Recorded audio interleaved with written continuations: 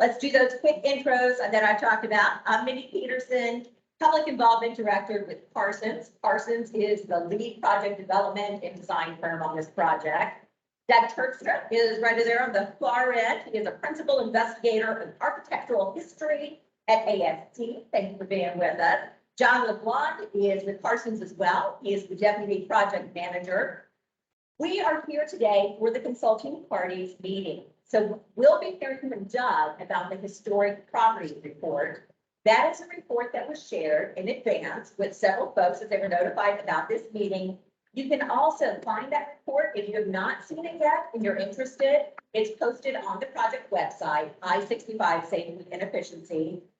Once you get to the website, go to the About page, toggle to the bottom. That's where you're going to find the report. And of course, this is an NDOT project. So we're excited to have some NDOT team members with us today. Welcome to them. Federal Highway as well. Barry Craig is here with Parsons. He's helping out with meeting logistics. And you saw Eric Jagger in the back, also with Parsons, helping to get folks signed in today. Okay, let's talk about the consulting parties meeting and what this meeting is today. This is the first consulting parties meeting that we have had for I-65 Safety and Efficiency. This meeting has a specific purpose. This meeting is to focus on historic resources and also to focus on that report we talked about, the historic property report. Doug is going to talk a lot more about a process that's called Section 106. And so Doug is going to tell us what that means, what the process is, what the methodology is. It focuses on identifying historic properties and assessing effects. So that's what we're going to be hearing about. The team is always looking for ways to avoid, minimize, or mitigate any of those adverse effects. And so we want to talk to you, the consulting parties, to get your input. That's a very important part of this process. We do have a 30-day comment period on that historic property report. That is running through October 4th, and Doug will talk more about that. So here's some of the territory that we will be covering today. We'll give you an idea to begin with. What are we talking about when we talk about I-65 safety and efficiency? It is a relatively new project. We'll talk about the anticipated improvements. Doug will provide that overview of Section 106, like we talked about, what that really means, the importance of 106, what the team found. Then we'll talk about next steps. Where are we headed and how do you stay in touch and really provide input regarding this project? Then we'll wrap up with some of those questions and comments, whether they're from in the room here or whether they're coming from folks who are joining us online. I do want to say before we get started, we do have a public meeting that will be coming this fall. So that's a great opportunity for those specific project questions and for folks who may be joining us today and they're like, oh, now I'm hearing about consulting parties and I'm not so sure I'm a consulting party. It's fine if you're here and you're interested and you want to learn about the project. I will tell you that we have a project meeting coming up later this fall that will be an excellent spot to take some of those questions as well. So with that, let's start with a project overview. We're going to have a few different maps up here. They look very similar, all a little bit different. We have 3 different maps that we're going to be taking a look at. All of these are on the project website. And so if you go to I-65 Safety and Efficiency, you can download the maps, you can print the maps, you can take a closer look at the maps. This one here is really designed just to give you a better understanding of where's the project location, where is that project location, and in correlation to downtown Indy. So that's marked for you here as well. And so I-65 Safety and Efficiency is about a 5-mile corridor, almost 5 miles. Takes you from just north of the 465 interchange, and we go just there north of Fletcher, so close to the south split there. And you can see where this project is taking you. The map gives you a sense of where we are. What this project is really about is maximizing and improving existing facilities. That's really what we're talking about with I-65 S&E, and we're going to tell you more about that. And we're going to tell you about improvements that are designed to increase efficiency and improve safety. There is an added travel lane in each direction. Most of that work is going to be done with existing pavement that's already there, and we'll talk more about that. So here are the expected improvements. This one, again, just a little bit different. We're zeroing in now on the project corridor, showing you there where the limits are. Again, this is north of the 465 interchange, and then just around the south split is where we're taking you. This project is separate and distinct from the North Split project, where I-70 and 65 meet north of downtown. We also talk about added travel lanes, but that's really using existing pavement for the majority of the project. We'll talk about that. It's the southern end of the project. We're widening this plan to the outside of some existing lanes. We'll also talk about bridge improvements, the widening of 3 bridges, and then the replacement of 1. And then we'll have some pavement patching and resurfacing, which will help a lot with maintenance issues there. Big picture, we do want to set the scene just a little bit, very early in the process. So this is in the process of environmental analysis and preliminary design for this project. So we have a long ways to go before we start moving dirt, making these improvements. So it is early. This is the perfect time, though, for us to share information and also get information back and have those conversations with stakeholders. So that's very important. We'll be meeting with the public, stakeholders, consulting parties like today. So some important notes to keep in mind. We've highlighted some things here. Most of the work, as we said, within existing right-of-way, no changes to ramps, no changes to access. When we get to the point that we're talking about construction, no long-term closures expected with this project. I-65 will remain open to at least 2 lanes of traffic each direction during peak travel times during construction when we get to that point. Okay, so the work that is underway now is part of the NEPA process. That's the National Environmental Policy Act. This is a very prescribed process, very important. It helps to guide the decision-making process. It makes sure that the project team is taking a look at benefits, impacts, and costs, and also making sure that very important close coordination is happening with local, state, and federal agencies. Let's talk about improvements just a little more before I hand it off to Doug. Focusing here on the anticipated improvements. Again, one more map here that's zeroing in on those improvements. We're anticipating adding a lane in each direction. That's taking us from 3 lanes to 4 lanes in each direction. Now, the majority of that widening, again, to the inside of existing lanes, utilizing the existing shoulder for the project. That is, as we talked about before, making the most of what we currently have available. It's the southern third of the project where the widenings to the outside lanes will widen the northbound bridges over Naomi and Pleasant Run Parkways, rehabilitate and widen the northbound bridge over Morris Prospect Street. And then one bridge, the Hannah Avenue Bridge, is going to be replaced. Some good news on that front. The new Hannah Avenue Bridge is going to be built to accommodate a future pedestrian pathway. So that's something that we already know, something that's already being kept in mind as we go through the design process.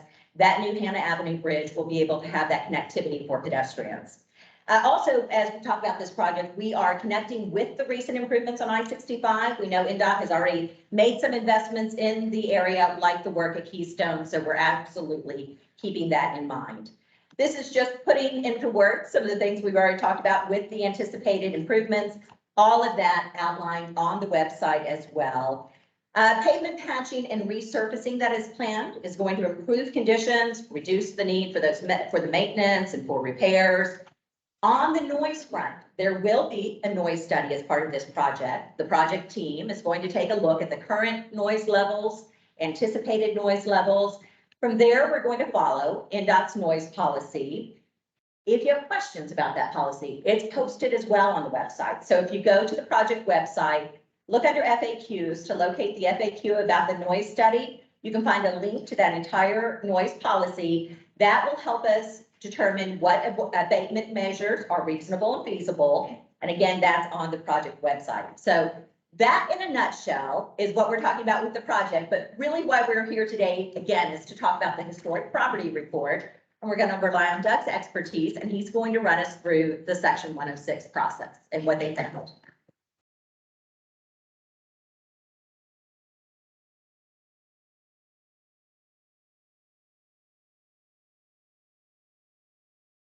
Thank you. Good afternoon, everyone. Like you said, we're here for the Section 106 process. Section 106 is a component of the National Historic Preservation Act, which is a law separate from NEPA, but is commonly incorporated in the NEPA process. In an urban area like Indianapolis, cultural resources, historic resources are often the most prominent element of the environment that can be impacted by the project. And so section 106 is a high profile part of both the planning process and the NEPA development. As part of the section 106, basically federal agencies are required to take into account the impacts of their undertakings on historic properties. Part of that process involves gaining feedback from the public, especially through contact with what are called consulting parties.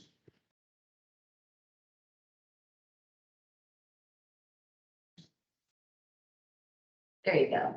There we go. Now you're So consulting parties are stakeholders, owners of historic properties, historical societies, neighborhood groups, people who have a vested interest in the historic resources in their neighborhoods that might be impacted by a project. They can include government agencies, private nonprofits, property owners, as I said. And the first step in the process of the section 106 is usually a consultation with consulting parties, identify who they are, identifying who wants to be involved in the consulting party process. And we sent out early coordination letter last spring to a number of you who received a very large response, much more than we've received for most projects. And now we're at the stage of step 2, identifying historic resources. And that's the purpose of the historic properties report. Historic property report is just part of the process. It's not an end point where we take feedback on the historic properties, the area of potential effects, all throughout the process. As people identify information, you can provide it to us at any time, and we will take it into account to the section 106 process. Future steps will be assessing the effects on the identified historic properties and to resolve any adverse effects. Those steps will be coming up later this fall and into next spring. The consulting party, as I said, individuals and organizations with a demonstrated legal, economic, or historic preservation interest in an undertaking. The roles are to provide information about the project, provide input at different steps of the process, share views, and offer possible ways to avoid, minimize, and or mitigate effects on historic properties. So the first step is to identify an area of potential effects for the undertaking. The area of potential effects is the geographic area in which an undertaking could have direct or indirect effects on the historic property. Direct effects would be the obvious things, demolition, altering building, taking right of way. We also have to consider indirect effects, which would be changes in the visual character of an area, changes in noise levels, things that could impact the setting of historic property, its use and its historic role, impacts to churches, schools from noise changes, things like that. The interstate corridor is already something of a visual intrusion into historic neighborhoods. So changes within it won't be so much of an effect, but things like if there are noise walls ultimately erected, those could be visual effects that could alter the historic character of a neighborhood. Our area of potential effect for this project, I will get to in a little bit, but it extends outside of the construction limits for the projects, and the area of potential effect should not be mistaken for the construction limits of the project. And I'll get into that a little bit later. And again, the AP for this project, it's still subject to comment and revision. Changes to the project will result in changes to the APE. Comments on the APE, changes to the project, introducing potential changes to the APE. Comments are not going to be introduced at any time in the process. We're always looking for feedback if people feel that changes should be made in the area that we're studying. So defining historic property, basically a property listed in the National Register of Historic Places or determined eligible for listing in the National Register of Historic Places. There are certain criteria that a property must meet. Typically, a property must be 50 years old or older. Associated with historic events, which is called criterion A. Associated with historic person, which is criterion B. Architectural character, construction technique, artistic value, there's a criterion C. And the potential to yield important information, which is criterion D, and usually addresses archaeology. Historic properties must have both significance and integrity, not just important in history or for architectural significance, must be more or less intact to the period in which we're saying it derived its significance. A little bit of a review of what we discussed before, initiate consultation. Again, we sent out the early coordination letter back in April. We're at the stage of identifying historic properties. We shared the historic property report a few weeks ago. The archaeological investigation determined that the project is not likely to affect archaeological resources since it's an existing interstate corridor with a tremendous amount of existing disturbance. And again, the historic property report is part of the process. It's not an endpoint. At any point, if you feel that there's an historic property that's not been considered or needs evaluation for National Register eligibility, you can let us know, and that will be taken into account. And the assessment of effects will be coming up later this fall, probably sometime in October. Okay, so as I mentioned before, the area of potential effects for this project is wider than the construction limits and right of way of I-65. We generally went 500 feet on either side of the center line of the interstate. A little bit further in some areas based on points of view from the outside neighborhood. Somewhere was particularly clear views. Again, that's to encompass indirect effects, potential visual effects, potential noise changes. If noise walls go up in an area, those tend to be introducing a modern new element in historic neighborhood. So we want to be far enough away from the edge of the highway that we can identify visual effects of that nature. And again, the archaeological records check was conducted for the project area. There's no previous reported sites. Again, it's an interstate corridor. We don't really expect there to be any, and we're not planning further archaeological investigation because of that.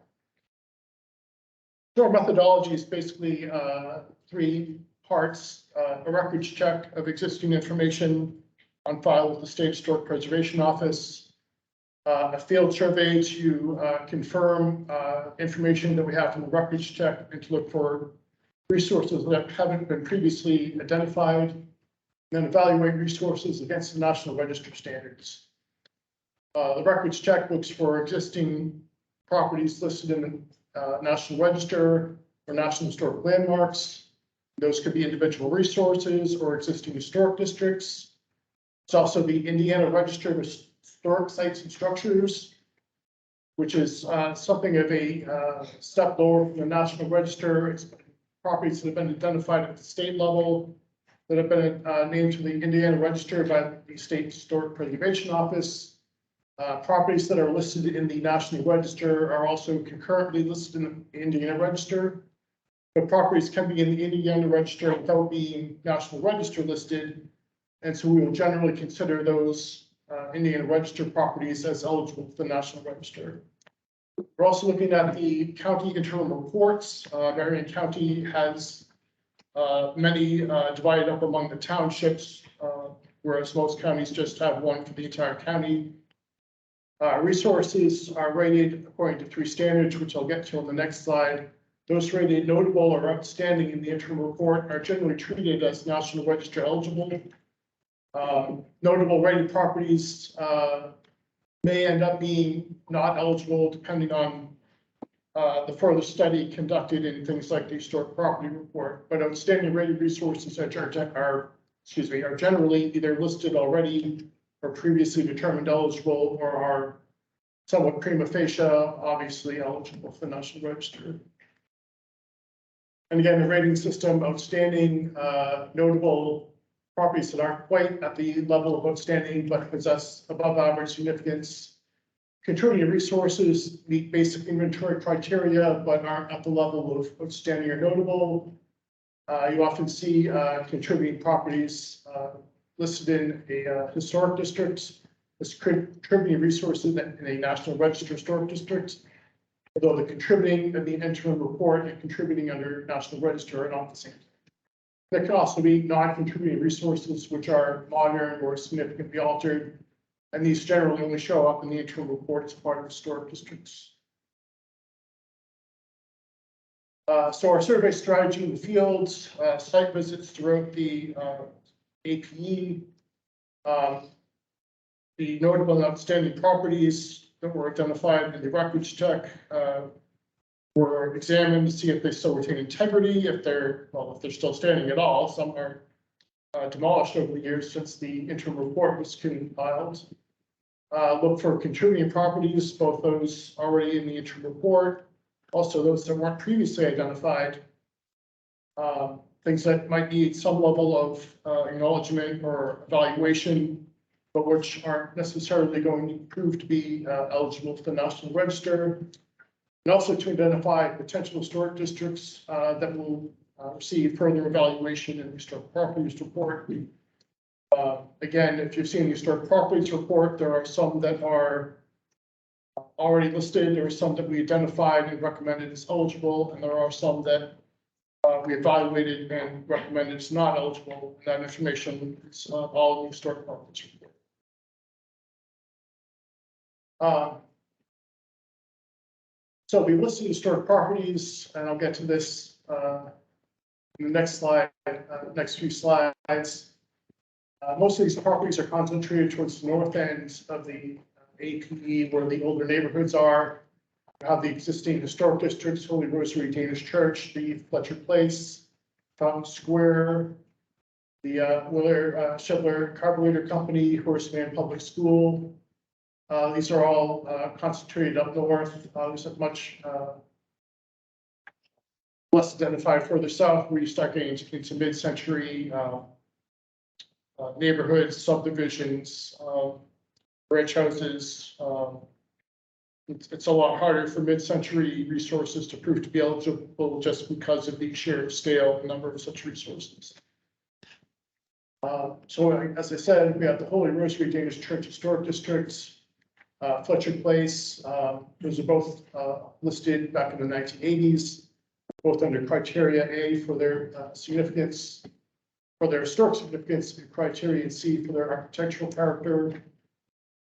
Fountain Square as well, listed in the 1980s, criteria A and C. We also have the Indianapolis Park and Boulevard System Historic District. It's a more recent listing under criterion A as part of the city's early 20th century Park and Boulevard plan, and under criterion C. In this case, the portion of the historic district that passes through the APEs, the Pleasant Run Parkway, and Pleasant Run itself, and trails along there. Again, the Willer Shedler Carburetor Company is listed in 2004. Criteria A and C for its historic significance under events and its architectural character. The Horace Mann Public Schools and the Holy Rosary Danish Church Historic District anyway, but have been previously individually listed. One historic district that we identified and recommended as eligible is the St. Patrick Church St. Patrick Catholic Church Historic District, which is again is up north near Fountain Square. That will include the church, the school, the rectory, and the former convent building. Significant under criterion A for its association with Irish Catholic settlement in the Fountain Square area. Criterion C for its architectural significance. Individual properties that we identified: Greenleaf Farm, now the Hotel Tango Farms. Significant under criteria A and B. Criterion A as a rare surviving agricultural property in the city, and criterion B for its association with Ralph Coddington and his work with preserving the Percheron breed of draft horses. Sanders Childers House, it's built in the 1820s. It's one of the oldest in the city. identified significance under criteria A and C. And on English Avenue, 2 adjacent houses significant under criterion C as examples of the Italian style. So as Wendy said before, we generally give a 30-day comment period. We're looking for comments by October 4th. But again, if you have information on historic properties, comments about the APE, you can introduce that at any time. Will be taken under consideration where we basically give the deadline because we need to move forward at some point, but we can go and look back at any time. So if you don't have comments within the 30-day period, we will consider information introduced later on.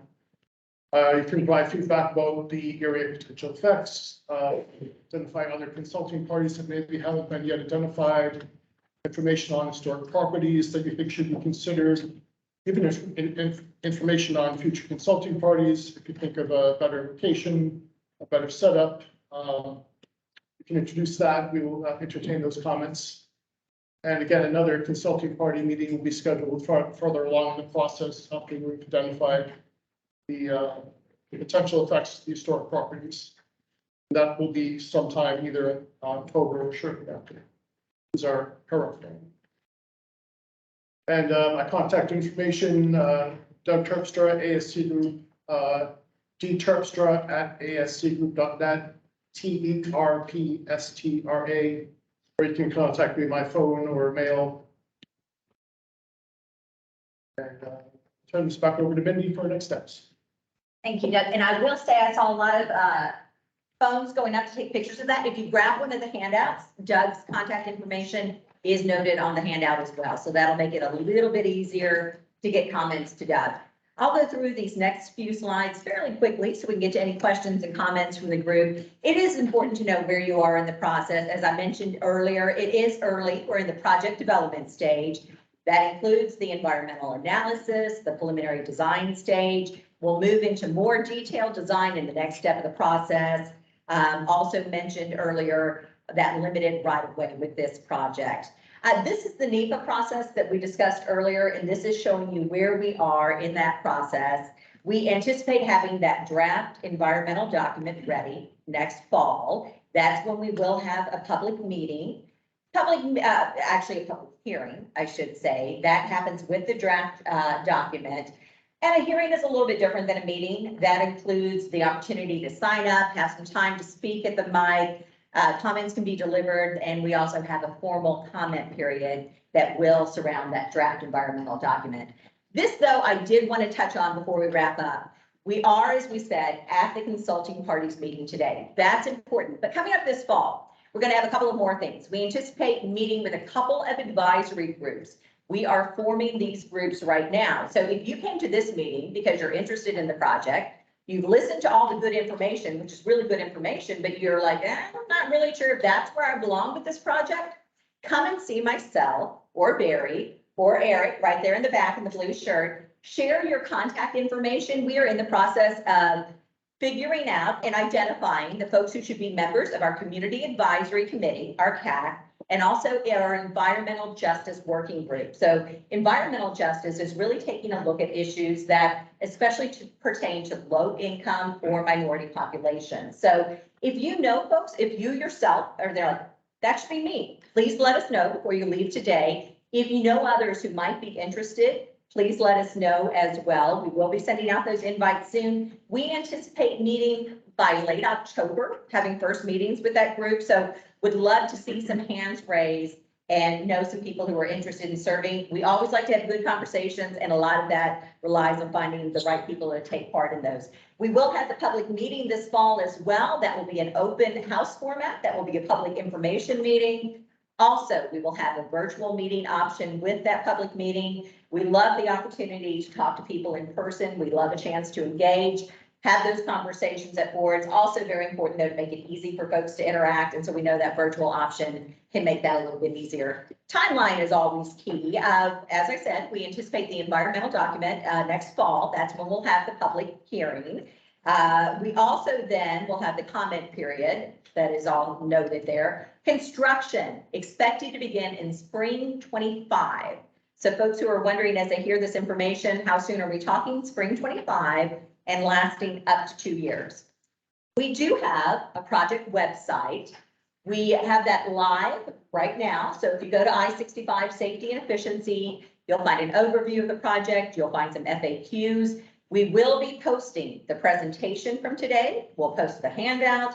All of that information will be available. So if you know people who were not able to join us today, send them to the website. Meeting materials will be on there as well. Other thing that I want to make sure and mention, if you are going to go to the project website and you're interested in this project, please sign up for the updates. It's a great way to stay informed. We're not going to bombard you with information, but we are going to let you know about key things that are happening with the project and when we are getting ready to have those meetings that you might care about. So do sign up if you're on the project website. Only takes just a minute. And then as far as sharing questions and comments that are outside of the historic property report and consulting parties venue, NDOT for You, it is a great channel for staying in touch. NDOT does a fantastic job of taking in comments and questions, making sure that answers are delivered and making sure all of that is tracked. So do use that NDOT for You contact information. Please reference this project, I-65 Safety and Efficiency. We'll make sure and get you an answer. With that, I want to say thank you. I know it's not easy at the end of the day, especially at the beginning of the work week, to give up your time and attention. So I certainly appreciate that. And I want to get to the virtual questions, but first I want the folks who have sat with us this afternoon, if you have questions or comments, we'll do our best to answer them. I will say again, we're especially here today for the consulting party meeting and comments on the historic property report, questions on that in that vein. But John's also here to help answer questions that we can have about the project. So anything from anybody in the room as far as questions or comments that we might be able to help you with? Yes, ma'am. Yeah, we, we're from the Garfield Park Historic District, and I did not see us listed up there. We got on the National and State Register this year. And there's, a set of bungalows on homes that are on the east side of Shelby that I think are within the 500 feet that they're referring to, or I think fairly close. So that would be on the, range going south. And so I want a little bit more, I guess, distinct information on, and when you said it doesn't have to be in, how far away does the historic areas have to be? Well, it's anything within the 500 feet. And again, if you feel there's a need to expand, we can certainly consider that and what's up to in that. We generally gather our records check information through the Chico's Indiana Buildings, Bridges, and Cemeteries GIS unit. And I'm not sure the rate at which that is updated. So if Garfield Park was listed very recently, it may just have not been updated on that site yet, or we might just missed it in that. So we will look into that. Yeah, because we're on the state and national. And I think that we should have pretty good luck with the owl picking up. But for anybody who could not pick up that's joining us virtually, that's about Garfield Park and its status. So Doug's taking the information and has what he gets. It's not the park, it is a neighborhood. Neighborhood and the condos there. Yes, It's and the the condos. Yes, I did a bad job summarizing That's that. right. Yeah, just wanted to speak. Yeah. It's a- No, I appreciate that. And if Doug needs anything additional from you, Doug, do you have what you need from her? Do you need to connect? I'm happy to email it to you. That'd be best. Please do that, just so we have, it's always best to have that track record, so please do send an email. Yes, ma'am. Hello, I'm also at the Garfield Park Neighborhood Association. If we want to talk to you guys about when the project is happening, creating safer walking conditions under the underpasses, for us specifically, we're looking at like Shelby and Raymond corridor. Is there a certain amount of committees that we join, or is that just public comment? So you can go a couple of different avenues. You are more than welcome to share those comments when we have a public meeting. If you are interested, we'd love to have you as a member of the CAC. That is absolutely appropriate. And John may want to expand on this, but I know already that the project team is taking a look at lighting under walkways and that sort of thing, just to make sure to address some of those issues. But we would welcome that feedback. John, anything additional to add on that front?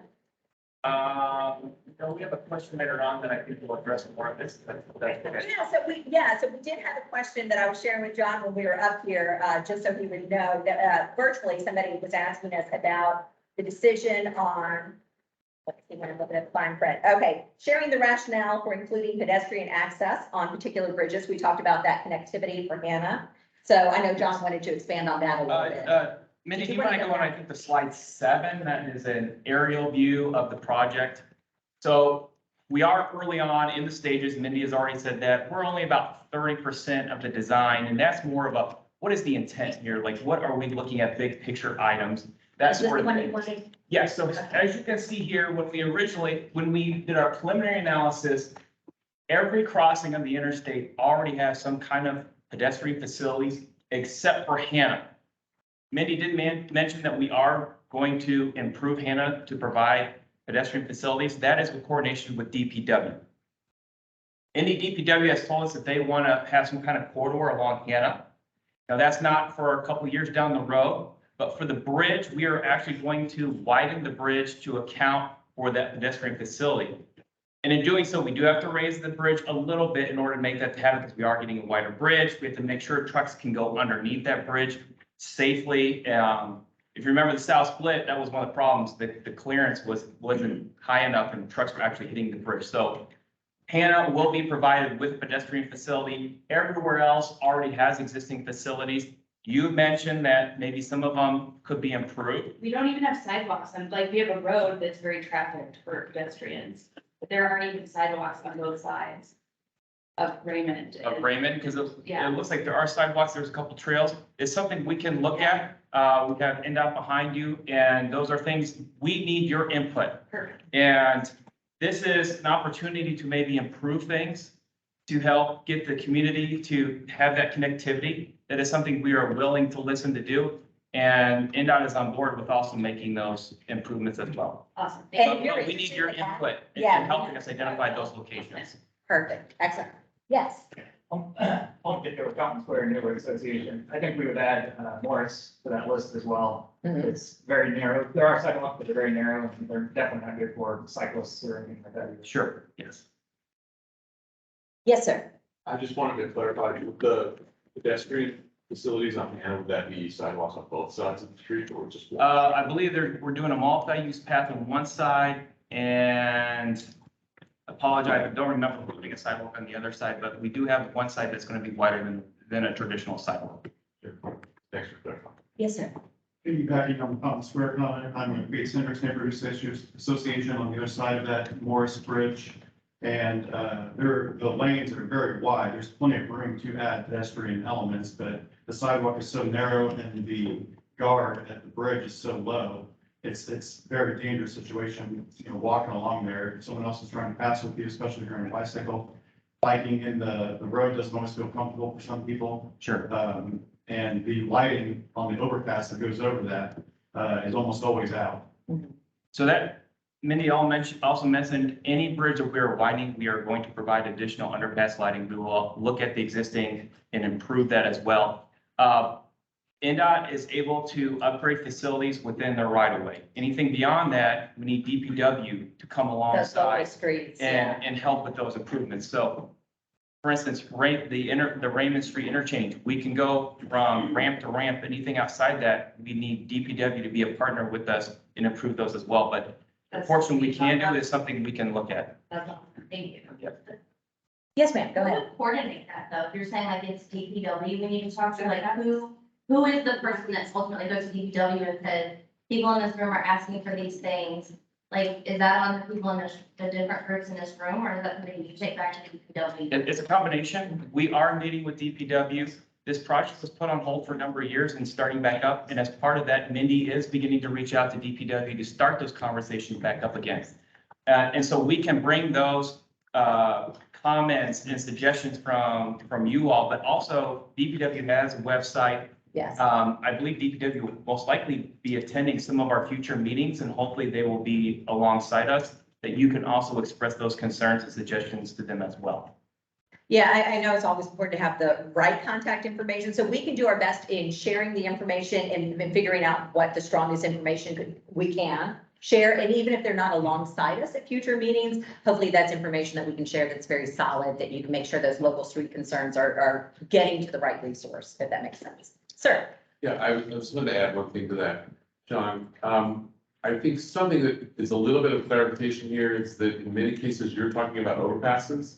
And in many cases, people in the communities are talking about underpasses. Yes, Yes. yes. we And understand. then we have sort of some bridges, crossovers, that are kind of in between. Yeah. And we have had some of these conversations before in community, and we've been simply told, well, that's how NDOT built it. Now the city has to do this, whatever. And so I think there is a theme here in which we need 3 or 4 people in the room as we look at these improvements all the way through this project, so that because there's gonna be major, advocacy for some of these neighborhood and quality of life improvements. And if everybody was here at the very beginning, might we have a plan, going forward, either how it's gonna be set up or how it's gonna be maintained. Yes.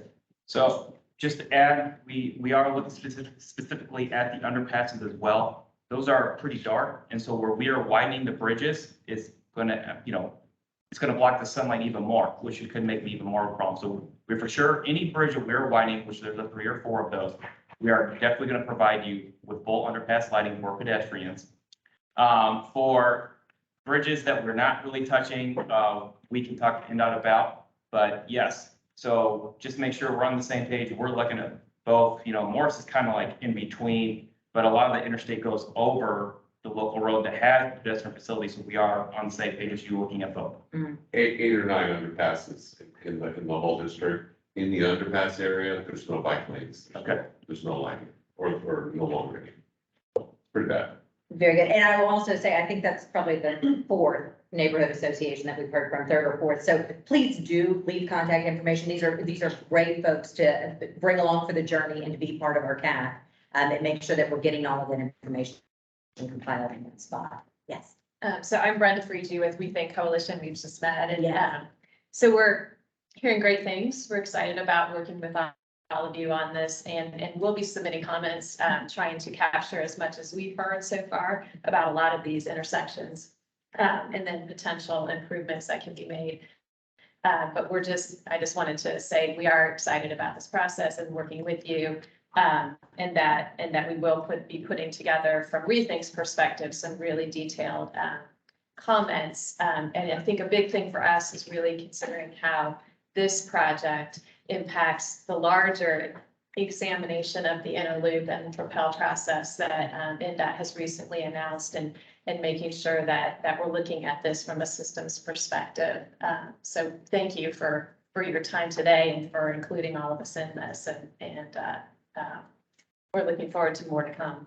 Brenda, thank you very much. And so some folks in the room may have knowledge, but what Brenda referenced there was the Propel Indy. So this is a study that NDOT is currently, they just put out an RFP. They do have a website already. It's propelindy.com. There's some good information there, and they are moving forward with steps to have a holistic study of the inner loop and the interchange and the interchanges and everything that's going on within that loop. And so the interstates, the connectivity, what's happening, what's possible. So that's going to be pretty exciting. So do look to that website for additional information as well. This project is separate and distinct, but I do want to say with the improvements that we have outlined today, I know I said it many times, but I think it's worth reiterating that so much of the work that's happening with this project is taking advantage of a current pavement. So much of that widening is happening with the existing shoulder. And so it really at that point becomes a lot of restriping with existing and maximizing what's there and available. So I just wanted to throw that out there. Yes, sir. Yes, so I just wanted to bring up the possibility of improving the intersection at Shelby and Raymond. It's one of the top 10 most major intersections of the city. And I understand the problem with the intersection is that the city controls part of the lights and the state controls the other part of the lights, and somehow they don't match. But it's always confusing there and confusion some improvement. Shelby and Raymond improvements. Yes, sir. Thank you very much. And there are a couple of extended, if you will bear with me, I don't want the people who are joining us virtually to think that we are ignoring their questions, and I don't want to miss anything on this. So we had the earlier question from Laura, which John answered. We also have this question again, a little bit lengthier, but I don't want to miss anything. Can you speak to the degree to which cumulative impact of decisions, projects over time is considered in either 106 or NEPA? Do these processes limit consideration to only the current project? Do they consider how previous projects that might not have had significant individual impact but have major impacts when taken together. Construction of interstate, changes in lighting, changes in signage, info boards, changes in pavement type, or the cumulative effect of separate projects like North Split, 465 reconfiguration, and that's from tourism tomorrow. And they also added, are you considering 4F impacts as part of the NEPA? Oh, that's separate. So, John, anything to add to that as far as, everything that? About 12 questions. I in one. know. I didn't want to miss anything, so I didn't want to stop midstream because I didn't want you to just courteous and miss anything in the process. I'm gonna give you the best answer I got, and hopefully I've answered some of them. If I've missed any, please Yeah. feel free to reiterate. Yes, we definitely look at other projects in the area. There's a reason why this project is being timed the way that it is that can't shut all of 465, 65, and 70 down at the exact same time. So when we're looking at 2025, NDOT was looking at what is going on with the whole area. Let's see if we can make sense of all this. And so 25 is when 6.5, that 69 that comes up to 465 is complete, so that traffic has a place to go when we start working on this project. We are already coordinating with what's happening with the North Split. We have those plans from a siting perspective. NDOT is putting a lot of ITS infrastructure, so that's fiber backbone, so that all connect to the traffic management center, so they get real-time traffic data, they get real-time video footage of what's going on with the roads, all the traffic signs, the DMS signs.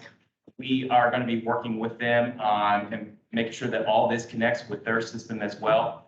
And then one of the reasons why we added some of these bridges is, yes, we understand there's other projects going on.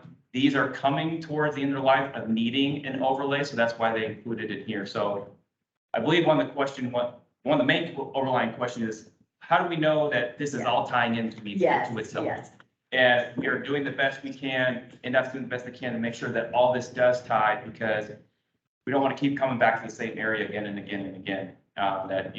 Get construction fatigue for all of us who drive downtown. So Yes. is that, I hope. I think you did a pretty nice job. If there's anything we missed, please do submit that separately and we'll get on. Another one from Meg, and this was the one I started going into. Are you considering 4F impacts, parks and recreation as part of the NEPA process? Yes. The answer is yes. Yeah. We are aware of several trails as well. So lots of communities, lots of trails, lots of parks. We are taking all of that in consideration. Very good. Somebody else mentioning Prospect and Morris overpass, heavily accessed by 5 pedestrian strollers, lots of right of way available. So we've talked about that as well. So more than one person weighing in there. Also, a question about Hannah. Will the new pedestrian facility, and this is the ability to accommodate, so I should also clarify that. Will the new facility have a barrier to protect contra flow of bike travel in the vehicles? Not. Okay. DPW's corridor plan for pedestrians does not want that as well. We discussed that with them. In order to not make this bridge super wide, we are going to have to probably buy a little bit of right of way at Hannah in order to accommodate this wider bridge. If we had to provide a pretty nice barrier, we're going to buy even more right of way than we supposed. So we're trying to find that perfect balance that people aren't moving their front yard while still maintaining or still being able to provide future pedestrian access, so we are not providing part barrier. Couple more virtually if we can get through these quickly, and then we'll see if there's anything left in the room before we wrap up. This is a pavement question, John, and here we go. Will the pavement resurfacing be with the rubberized asphalt overlays reduce noise impacts? And that's for now. So Mindy has shared that the southern end is going to be widened. And if you drive this corridor very often, the Keystone area is a concrete material, it's a little bit louder. That section is going to be widened to the outside with the same material, so it's going to be that concrete material. And that's done some really cool stuff. We drove through the North Split. That's some of the quietest concrete I've ever driven on. And I'm going to not bore you with pavement details. Paul Matika is a pavement guru. He maybe answer some questions at the end, but so we will, on the southern end, we're going to widen to the outside. When you hit that concrete to asphalt just north of Keystone, the inside shoulder is currently asphalt. We are going to remove that shoulder and make it thicker, and that is where we are going to put the future lane. So we're not widening it. I know some people think we're widening everywhere. That's not true. We're going to take a 17-foot shoulder and put a lane and then a reduced shoulder. And that will be HMA material. That's that darker, wider material. Good. I'm sorry, the rubberized, HMA. It's not rubberized, no. It's just hot mixed asphalt, rubberized material, all. If you not specifically utilize rubberized surface right now, there'll probably be an SMA, it's still maintenance asphalt, it's covered critically. But something I guess that maybe you look into, it's not a standard thing, right? And then Jeff, who joined us online, had a question about the need for the additional capacity and based on traffic study, and that traffic study, he's asking if it's going to be updated anyway, given the pandemic shifts in traffic, that sort of thing, or what basis is. Yes, we are spending a lot of time with traffic. Spent a lot of time working with NDOT traffic as well as our traffic engineers to look at what was the traffic pre-COVID and where do we stand now? And where do we think this will be 25 years down the road to make sure that we are recommending the best alternative for this project. And so the numbers are now showing that they're getting back to normal. And they definitely show that there's a huge need for an additional lane for this corridor, specifically for northbound in the morning and southbound in the PM. So we are definitely looking at traffic. We're spending a lot of time looking at traffic. When that is available, we will follow the proper NEPA process in order to get that information out. But for right now, we are still finalizing all that information. Perfect. And this goes back, this is from Caitlin with DNR Division of Historic Preservation and Archaeology. So Doug, this is piggybacking off the comment we had earlier. She said, I wanted to mention that the Garfield Drive Historic District listed on the National Register in 2022. It's currently mapped on the public Indiana Historic Buildings, Bridges, and Cemeteries map. From the map, it appears one building in the district may very slightly overlap with current APE. So that's something that we have additional information. Doug will be taking down that information. We'll be sharing it with him as well. So we appreciate that from Caitlin. And then Meg had just a couple of more comments about pedestrian safety needs to be as important as vehicle safety, and also the preference for the quiet pavement. So that is something that she would prefer as opposed to noise walls in the area. Anything? Yes, please. Starting in South Carolina, 3 of the bridges that have projects proposed on them are my neighborhood. I'd like to know a little bit more about how far the widening of Naomi on the north side is going to be. As there are residents on that street that already went through a displacement when this was first built, and now are potentially going to go through another displacement, which is private. So- How far will that widening be on there? So currently, the only place that we are buying right away is on Hannah. We're not displacing anybody. We're buying a small amount to accommodate a wider bridge at Hannah. Nowhere else currently are we planning on buying any right away. So no one's going to be displaced. No one's going to get kicked from their houses. We're not buying right away from anyone else. The widening that we're talking about is very minimal. Actually, the Morris Prospect has the most widening. We're widening by 1 lane. So we're widening 12 feet. So not a lot of widening that we're talking about here. At some of these other locations where we are maybe doing a little bit of widening, it may just be extending a ramp entrance. So it's not a full 12 foot. It may be something from 2 feet to 12 feet, but we're not displacing anyone. I don't want any misconceptions about that. And that might have been the map you were looking for the done. Yes. Yes. Yes. Mentioned, I've heard a couple keywords, service life, and then you just mentioned Morris Street widening. I think there's a little concern about what the work there means for potential future projects, so Southport and things like that. Could you go into a little more detail about what the service life is for some of these rehabs? What the extent of work right now is proposed on Morris, and would that prohibit any projects in the future? So, okay, so I'm gonna take this one at a time in my memory bank. If I don't answer, please raise your hand again. So we are widening at Morrison Prospect because back in 2014-15, when the South Split came, the pavement was widened. And now we're going to tie in this project. So when Raymond Street comes on, and when we're talking about widening near Shelby Street and into Morris Prospect is only 2 lanes northbound. We're going to provide a 3rd lane tie into that South Split project. So that's what's happening there. It does not hinder any other future projects for the South Split. And I believe that's what the whole Propel is about, is, all right, let's look at this globally. Right now, we know we have a problem in certain peak hours for this corridor, but it doesn't hinder any other future project that NDOT may or may not want to do.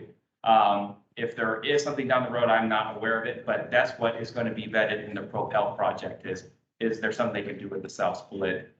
And you asked one more question. So we talk about widening, we talk about future projects and Service life, like on the bridge rehabs. service life. Yes. So when a bridge is originally built, it's projected to last about 75, 80 years. And there's maintenance along the way. And when we say it, an overlay is to basically kind of scrape off the top surface, fill in any cracks, and then put a new layer. And we're going to put about a 2-inch overlay, so it's about 2 inches, just to make sure that we seal the top deck to help these last longer. Everybody wants to build new bridges, but that's expensive, and this money could be used in other projects. And so if we can extend the bridge life by an extra 20 years and use that money for other projects, because Indiana has 6-7 million people, and they're not all in Indianapolis. There's other people throughout the state that have needs and desires for their infrastructure as well. And so allowing us to extend 15, 20 years will allow monies to be distributed throughout the state. As for the payment, we are going to extend that life as well. If you remember a few years ago, MPAR, that we went through and patched everything and overlaid, we'll have to go through that again. And the purpose is to extend the pavement life for an additional 15, 20 years as well. Yes, ma'am. Is looking at ramp patterns at these intersections out of scope for this project? Or Yes, it is. Okay. Again, that's what that Propel will be looking at. We have a safety and capacity issue on 65, from 465 to the South Split. This project is addressing that. It's not addressing interchanges, because the second you start doing that, the interchanges, then we start looking at right of way, and then people could be displaced. So that's not the purpose of this project. Hopefully that Propel will kind of identify, are these the best interchange types for this area? Yeah. Yes or no? If not, how do we handle that down the road? And that's going to be a very holistic study and I mean, that's the way to do it, right? When you start talking about those changes that can be so significant. So anything else? We had a couple more virtually. Yes, ma'am. Yeah, I did want to ask, Mr. Kester? Sorry, Sure. You talked about the Kessler plan and the Pleasant Run Boulevard and the trails. Is that going to be somewhere that we can look at the study, or how is that going to be impacted? There's also another big committee called Road Reconnect Our Waterways, and we work and have destination places along that, and the trail's going to be extended, and it's not going to be in that particular area. But I just wondered historically how that's going to be tied in or connected or.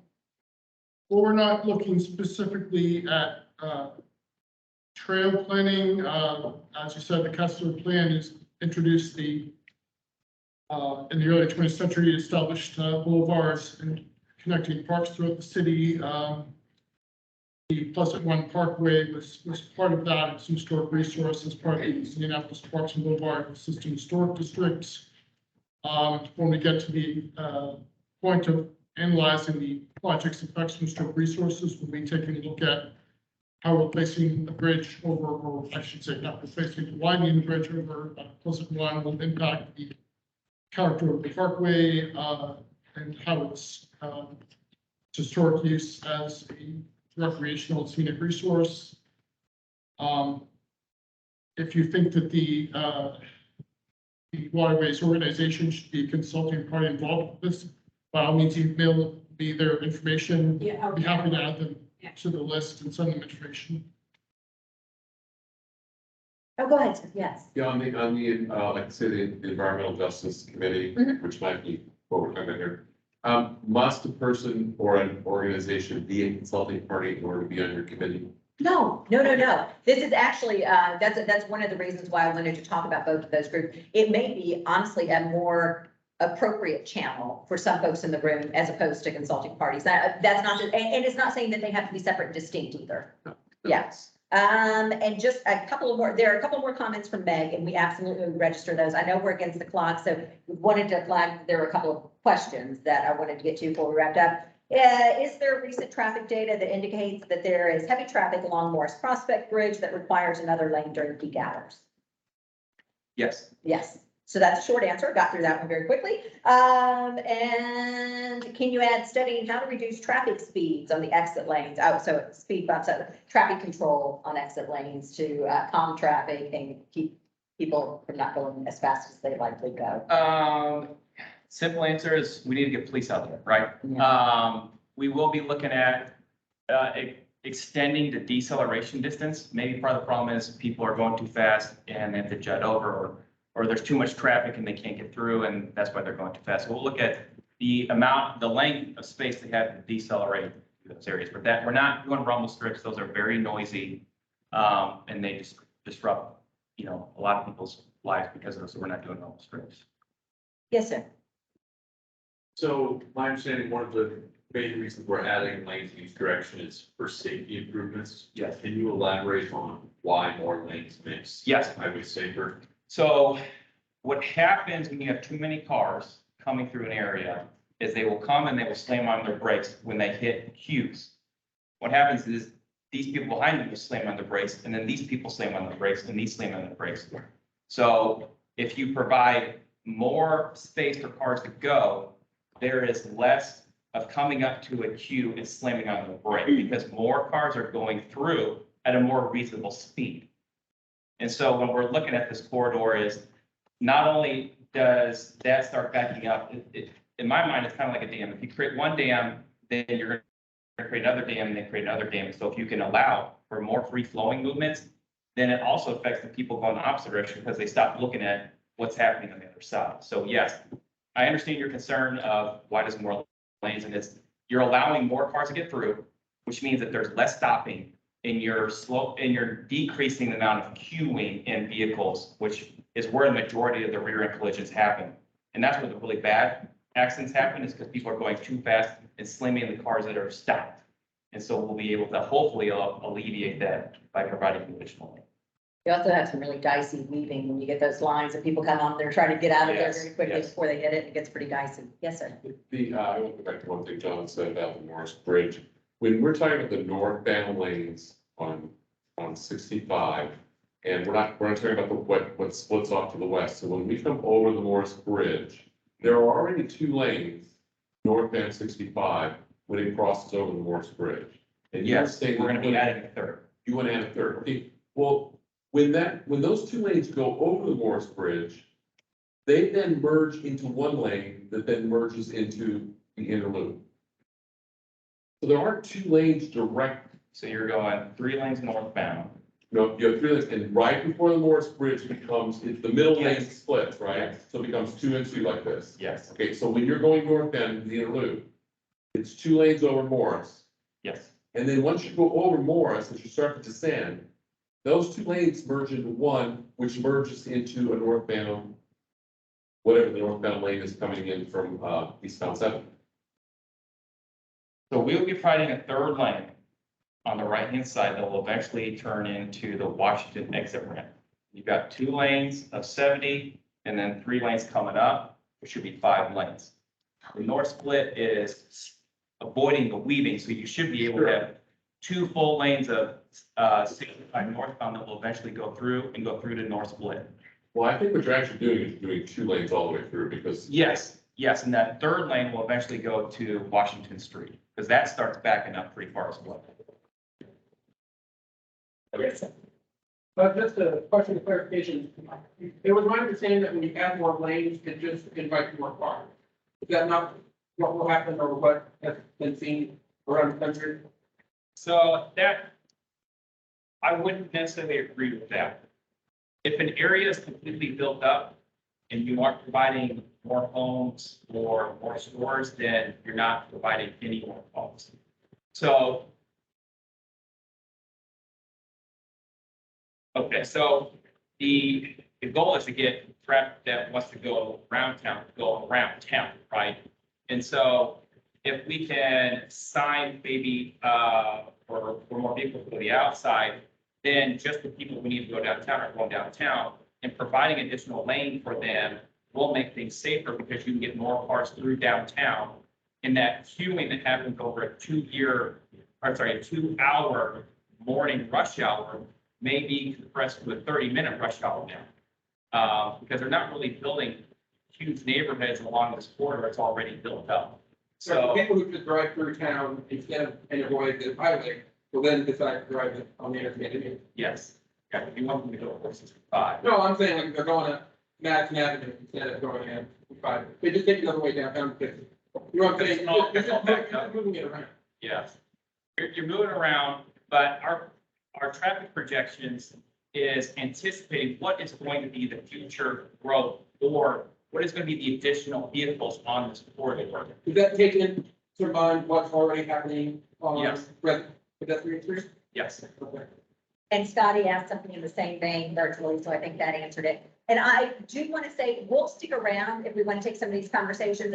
This is, consulting parties focuses on historic properties, so want to make sure we keep our focus there. So if you have comments for Doug, let him know. If we have other specifics that you want to share with the project team, we'll stick around for a while, but I know we're past time and I know they have another meeting in this facility coming up at 6. So I want to accommodate that. They offered this nice facility, which I think is perfect for this type of meeting. So I don't want to overstay our welcome and tread on the next meeting, but I do appreciate everybody's feedback.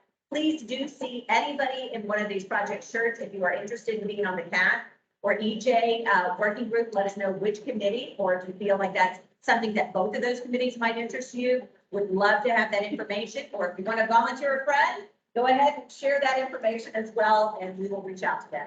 Thank you so much for joining us tonight. I appreciate